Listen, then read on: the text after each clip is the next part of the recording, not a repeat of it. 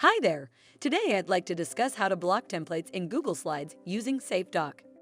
Google Slides offers a variety of default templates designed to assist users in quickly designing visually appealing presentations. While templates in Google Slides offer pre-designed layouts for creating presentations, they may unintentionally limit students' creativity, encourage shortcuts, or lead to inconsistent learning outcomes.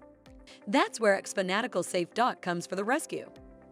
This powerful tool helps educators by blocking templates in Google Slides, encouraging students to engage more deeply with their assignments, fostering creativity and critical thinking.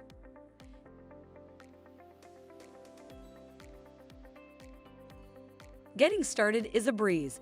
Go to Chrome Web Store page, search for SafeDoc, then click Add to Chrome to add this extension. Once it is installed, simply enable the Block Slides Templates policy and set its value to True to easily block templates in Google Slides. To know more, please visit xfanatical.com.